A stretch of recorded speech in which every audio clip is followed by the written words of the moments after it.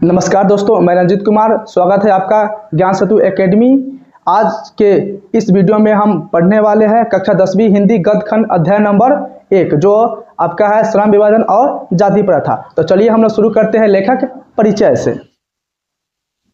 तो श्रम विभाजन और जाति प्रथा का लेखक है डॉक्टर भीमराव अंबेडकर जी। बाबा साहेब भीमराव अंबेडकर का जन्म 14 अप्रैल 1891 ईस्वी में महू मध्य प्रदेश में एक दलित परिवार में हुआ था। देखिए, आपसे पूछा जाता है ऑब्जेक्टिव में कि डॉक्टर भीमराव अंबेडकर का जन्म आपका कब हुआ था। तो कब हुआ था? 14 अप्रैल 1891 के महू मध्य प्रदेश में एक दलित परिवार में उनका जन्म हुआ था। मानव मुक्ति के पुरोधा बाबा साहेब अपने समय के सबसे सुपठित जनों में से एक थे। देखिए, इसका अर्थ होता है मानव मुक्ति मतलब क्या होता है? मुक्ति मतलब होता है आज़ादी, और पुरोधा मतलब क्या होता है? मार्ग दिखाने वाला। और सुपठित मतलब होता है अच्छी तरह से विद्वान, मतलब उस समय के आज़ादी और मार्ग दिखाने वाले डॉक्टर भीमराव अंबेडकर जी अच्छी तरह से क्या थे? उस समय थे। प्राथमिक शिक्षा के बाद बड़ौदा नरेश के प्रोत्साहन पर उच्चतर शिक्षा के लिए न्यूयॉर्क अमेरिका, फिर वहां से लंदन इंग्लैंड चले गए। तो ये क्या हुआ थे कि अमेरिका जी प्राथमिक शिक्षा प्राप्त करने के बाद क्या किए थे? बड़ौदा नरेश यानी वहां के जो राज्य के राजा के सहयोग से यानी प्रोत्साहन से अम्बेडकर जी क्या हुए थे? उच्च शिक्षा प्राप्त करने के लिए न्यूयॉर्क और अमेरिका गए थे, और वहां से कहाँ चल गए थे? लंदन और आपका इंग्लैंड वहां से गए थे। उन्होंने संस्कृत का धार्मिक, पौराणिक और पूरा वैदिक वर्णमय अनुवाद के जरिए पढ़ा और ऐतिहासिक सामाजिक क्षेत्र में अनेक मौलिक स्थापनाएं प्रस्तुत की। देखिए, क्या होता है वर्णमय मतलब क्या होता है? देखिए, तो वर्णमय मतलब आपका होता है कि अच्छी तरह से क्या होता है? वर्णमय मतलब होता है अच्छी तरह से क्या है? लिखित ज्ञान प्राप्त करना। तो उस समय क्या किए थे अम्बेडकर जी? संस्कृत में, धार्मिक में, पौराणिक में और पूरा वैदिक में क्या हुआ था? ऐतिहासिक समाज क्षेत्र में भी अच्छी तरह से क्या किए थे? वो समाज में स्थापना वो किए हुए थे। सब मिलकर वे इतिहास मीमांसक, विधिवेत्ता, अर्थशास्त्री, समाजशास्त्री, शिक्षाविद तथा धर्म दर्शन के व्याख्यात बनकर उभरे थे। उस समय कौन था आपका? अंबेडकर जी। पूछा जाता है कि अर्थशास्त्री, समाजशास्त्री के समय अर्थशास्त्री और समाजशास्त्री में धर्म दर्शन के विख्यात बनकर कौन उभरे हुए थे? तो कौन उभरे हुए थे? तो आपका अंबेडकर जी आपके उभरे हुए थे। आपका क्या है? आपका ऑब्जेक्टिव के तौर में आपके पूछा जाता है। चलिए, तो अब आगे हम लोग समझते हैं। स्वदेश में कुछ समय उन्होंने वकालत भी की थी, यानी कहने के अर्थ है अपने देश में क्या किए थे? कुछ समय तक अंबेडकर जी वकालत भी किए हुए थे। उसके बाद है पूछेगा कि स्वदेश में उस समय कौन वकालत किए हुए? तो अंबेडकर जी क्या हुए थे? वकालत किए हुए थे। चाहे पूछेगा अंबेडकर जी वकालत किए हुए थे तो अपना स्वदेश में किए थे, यानी अपने देश में क्या किए थे? कुछ समय तक अंबेडकर जी वकालत किए हुए थे। समाज और राजनीति में बेहद सक्रिय भूमिका निभाते हुए उन्होंने अछूते स्त्रियों और मजदूरों को मानवीय अधिकार एवं सम्मान दिलाने के लिए अर्थक संघर्ष किया थे। क्या हुआ थे? अंबेडकर जी अछूत स्त्रियों और मजदूरों को अपना मानवीय अधिकार दिलाने के लिए अंबेडकर जी क्या हुए थे? बहुत ही संघर्ष किए हुए थे। उनके चिंतक एवं रचनात्मक मुख्यतः 3 प्रेरक व्यक्ति थे। देखिए, किसी व्यक्ति के पीछे जब तक कोई प्रेरक नहीं रहता है तब तक क्या है? आगे के मार्गदर्शक वो तय नहीं कर पाता है। देखिए, तो उसी तरह क्या थे? भीमराव अंबेडकर जी के भी 3 क्या थे? प्रेरक थे। उनका नाम है आपका बुद्ध, कबीर और ज्योति फुले थे। आपको पूछेगा ऑब्जेक्टिव में कि अंबेडकर जी के रचनात्मक एवं या प्रेरक व्यक्ति कौन कौन थे? तो आपको क्या बताइएगा? उस समय बुद्ध, कबीर और आपका ज्योति फुले क्या थे? और उनका आपका एक तरह से पथ प्रदर्शक भी कह सकते हैं, मतलब रास्ता दिखाने वाला। उसके बाद है भारत के संविधान निर्माण में उनकी महती भूमिका और एक निष्ठ समर्पण के लिए आज हम उन्हें भारतीय संविधान के निर्माता कहकर श्रद्धांजलि अर्पित करते हैं। यानी कहने का अर्थ है कि अंबेडकर जी क्या थे? भारतीय संविधान के निर्माता कहे जाते हैं। पूछेगा कि भारतीय संविधान के निर्माता कौन थे? तो कौन थे आपके? तो अंबेडकर जी आपके थे। उसके बाद है दिसंबर 1956 ईस्वी में दिल्ली में बाबा साहब का निधन हो गया। देखिए, क्या हुआ था? अंबेडकर जी का निधन कब हो गया था? तो 1956 में क्या हुआ था? तो दिल्ली में उनका निधन, यानी एक तरह से कहा जाए तो उनका मृत्यु क्या हुआ था? दिल्ली में उनका मृत्यु आपका हो गए थे। कब हुआ था? तो 1956 में। कहाँ पे था आपका? दिल्ली में। उसके बाद है बाबा साहब ने अनेक पुस्तकें लिखी। अब उनके पुस्तक के बारे में जानेंगे कि क्या क्या पुस्तक लिखे हुए थे, है कि नहीं?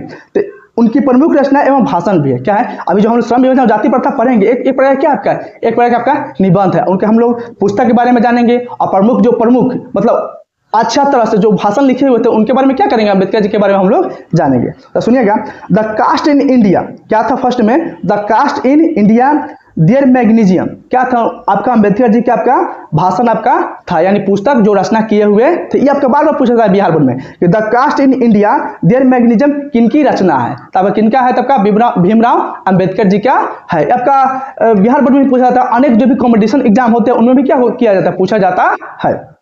उसके बाद आपका 2 नंबर में आपका है जेनेसिस एंड डेवलपमेंट, क्या है, genesis and development the untouchables who are Shudra, ये भी क्या थे आपका अम्बेडकर जी का आपका है। एक में क्या जाने हम लोग, द कास्ट इन इंडिया, 2 में क्या है जेनेसिस एंड डेवलपमेंट, 3 में क्या है द अनटचेबल्स, और 4 में क्या है हु आर द शूद्रज, ये भी क्या है आपका अम्बेडकर जी का आपका लिखा हुआ पुस्तक आपका है। उसके बाद आपका है Buddhism and communism Buddha and his Dhamma, ये भी क्या था अम्बेडकर जी का आपका पुस्तक आपका है। उसके बाद आपका है थॉट्स ऑन लिंग्विस्टिक स्टेट्स, ये भी क्या था अम्बेडकर जी का पुस्तक थे। उसके बाद आपका है the rise and fall of the Hindu women, ये भी क्या थे आपका अम्बेडकर जी का आपका पुस्तक है। उसके बाद आपका है एनहिलेशन ऑफ कास्ट, ये भी क्या है आदि उनका पुस्तक भाषण क्या था अम्बेडकर जी के थे, जो मैं प्रमुख आपका 2-3 ही है जो बार बार पूछा जाता है। उसके बाद है हिंदी में उनका संपूर्ण वर्णमय भारत सरकार के कल्याण मंत्रालय से बाबा साहब अम्बेडकर संपूर्ण वर्णमय नाम से 21 खंडों में प्रकाशित हो चुका है। पूछेगा कि बाबा साहब भीमराव अम्बेडकर जी का वर्णमय कितने खंडों में प्रकाशित हो चुके हैं, तो कितने खंडों में हुआ है, तो 21 खंडों में। किस मंत्रालय द्वारा, तो कल्याण मंत्रालय द्वारा 21 खंडों में भीमराव अम्बेडकर जी का क्या आपका वर्णमय आपका प्रकाशित आपका हो चुका है। उसके बाद क्या है यह प्रस्तुत पाठ बाबा साहब के विख्यात भाषण एनहिलेशन ऑफ कास्ट के ललाई सिंह यादव द्वारा किए गए हिंदी रूपांतरण जाति भेद का उच्छेद से किंचित संप्रदान के साथ लिया गया। देखिए कहने का अर्थ है कि एनहिलेशन ऑफ कास्ट को किसने हिंदी में रूपांतरण किया था, तो ललाई सिंह यादव ने। पूछता है कि एनहिलेशन ऑफ कास्ट के हिंदी में रूपांतरण कौन किया था, तो कौन किया था, तो ललाई सिंह यादव जी ने किए हुए थे। यह भाषण जाति पाति तोड़कर मंडल लाहौर के वार्षिक सम्मेलन सन 1936 के अधिकक्षीय भाषण के रूप में तैयार किया गया था। कौन सा था, एनहिलेशन ऑफ कास्ट, मतलब जाति जो आज के समाज में जाति और पाति जो चलता है उसको तोड़कर, कहने का अर्थ है आज के समय में जो जाति पाति चलता है उसको तोड़कर एक आपका भाषण लिखा गया था एनहिलेशन ऑफ कास्ट, जो क्या आपके लाहौर में वार्षिक सम्मेलन में 1936 में क्या होता है अधिकक्षीय भाषण के रूप में तैयार किया गया था। परंतु इसकी क्रांतिकारी दृष्टि से आयोजकों की पूर्णतः सहमति न बन सकने के कारण सम्मेलन स्थगित हो गए और यह पढ़ा न जा सका। यानी कहने का अर्थ है जो वहाँ के आयोजक थे उनकी सहमति इस पुस्तक भाषण पर आपका नहीं हुआ था। तो जब तक सहमति नहीं होगा तो क्या पुस्तक वहाँ पे आपका भाषण आपका कहने का अर्थ वहाँ पे पढ़ा ही नहीं गया, तो नहीं पढ़ा गया तो क्या हुआ, वहाँ से आपका स्थगित आपका हो गया था। बाद में बाबा साहब ने इन स्वतंत्र पुस्तक का रूप बाद में बाबा साहब ने क्या किया, इसे स्वतंत्र पुस्तक का रूप आपको देता। ऑब्जेक्टिव पूछेगा कि बाबा साहब ने किस भाषण को या किस पुस्तक को स्वतंत्र पुस्तक के रूप में नाम दे दिया गया था, तो एनहिलेशन ऑफ द कास्ट को क्या किया गया, स्वतंत्र पुस्तक के रूप में नाम दे दिया गया था। प्रस्तुत आलेख में वे भारतीय समाज में श्रम विभाजन के नाम पर मध्ययुगीन अवशिष्ट संस्कारों के रूप में बरकरार जाति प्रथा पर मानवीयता, नैसर्गिक न्याय एवं सामाजिक सद्भाव की दृष्टि से विचार करते हैं। यानी कहने का अर्थ है कि श्रम विभाजन का अर्थ क्या होता है, श्रम विभाजन का अर्थ होता है, इसका मतलब है कि लोग तर्क देते हैं, क्या होता है कि लोग तर्क देते हैं कि जाति प्रथा सिर्फ काम बांटने का एक तरीका है। जाति प्रथा क्या है, एक तरह से आपका काम बांटने का तरीका है। यानी कहने का अर्थ है कि लोहार के बेटा लोहार ही बनेगा, है कि नहीं, लोहार के बेटा क्या आपका लोहारे बनेगा, लेकिन ऐसा तर्क व्यवस्था अच्छा नहीं है समाज के लिए। उसके बाद क्या आपका कि मध्ययुगीन अवशिष्ट संस्कार, मतलब मध्ययुगीन मतलब क्या होता है कि पुराने जमाने से क्या आपका चला हुआ, पुराने जमाने से आपका चला हुआ आ रहा है। और अवशिष्ट मतलब क्या होता है आपका, अवशिष्ट मतलब क्या होता है कि बचा खुचा, क्या आपका अवशिष्ट मतलब होता है कि बचा खुचा। और मानवीयता मतलब क्या होता है कि इंसान को, मानवीयता मतलब क्या होता है कि व्यवस्था इंसान को इंसान समझती है। अगर जब तक हम लोग जाति प्रथा में इंसान को इंसान नहीं समझेंगे तब तक जाति प्रथा क्या एक तरह से आपका अच्छा नहीं है। और नैसर्गिक न्याय मतलब होता है कि प्राकृतिक रूप से सही है कि किसी का पेशा उसके जन्म से तय होता है। नौसर्गिक का मतलब क्या होता है कि प्राकृतिक रूप से यह कहा जाता है कि किसी का भी पेशा क्या आपका जन्म से ही आपका तय किया जाता है। इसे कुदरत के न्याय खिलाफ, मतलब एक तरह से क्या है, कुदरत के न्याय खिलाफ ही है कि नहीं, कि किसी को आपका जन्म से ही आपका मतलब गर्भधारण से ही क्या उसका आपका एक तरह से आपका पेशा आपका तय करता है। लेकिन एक तरह से क्या आपका ये आपका एक तरह से आपका गलत है।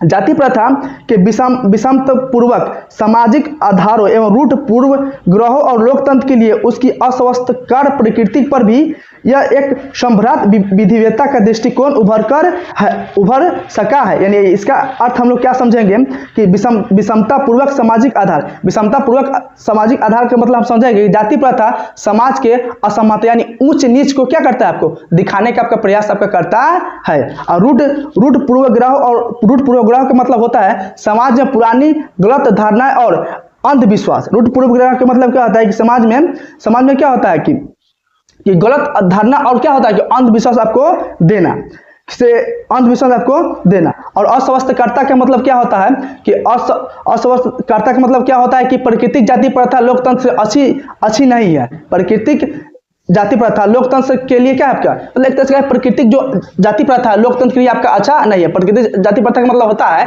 कि जो गर्भधारण से क्या किया जाता है, बच्चों को कह दिया जाता है कि उसका पेशा तय कर दिया जाता है। एक तरह से क्या है समाज के लिए अच्छा है, तो समाज के लिए आपका अच्छा आपका नहीं है। यानी आपका कहने का अर्थ है कि बुद्धि पर शिक्षा पर आपका पेशा ग्रहण कर सकते हैं। ये नहीं कि हाँ जो बच्चा गर्भधारण में ही है और उसको क्या किया जाए तो उसी समय से उसका पेशा आपका तय कर दिया जाए। एक तरह से क्या आपका एक तरह से आपका अच्छी आपका नहीं है। समाज के एक तरह से नुकसान पहुंचाएगी, है कि नहीं। समाज के एक तरह से क्या होगा आपका नुकसान आपका पहुंचाती है। रूढ़ पूर्व ग्राम अस्वस्थकर्ता प्रकृति पर भी यह एक संभ्रात विधिवेता के दृष्टिकोण उभर सका है। भारतीय लोकतंत्र के भावी नागरिकों के लिए यह उल्लेख अत्यंत शिक्षा पथ, यानी कहने का अर्थ है कि जो भारत के जो छात्र एवं छात्राएं हैं इस लेख को पढ़कर क्या करेंगे, समाज में एक अच्छा व्यवहार आपका यानी युवा एक समाज में क्या करेंगे अच्छा विचार आपका अभिव्यक्त आपके करेंगे। कौन तो आपके यहाँ के आपका जो छात्र छात्रा आपका भारत का आपका है। तो यहाँ से क्या हुआ हम लोगों का डॉक्टर भीमराव अंबेडकर जी का परिचय हम लोग का खत्म हुआ, यानी स्वयं विवाह जाति प्रथा का क्या आपका लेखक का परिचय आपका खत्म हो गया। नेक्स्ट वीडियो में हम लोग स्वयं विवाह जाति प्रथा क्या है उसके बारे में हम लोग जानेंगे। धन्यवाद।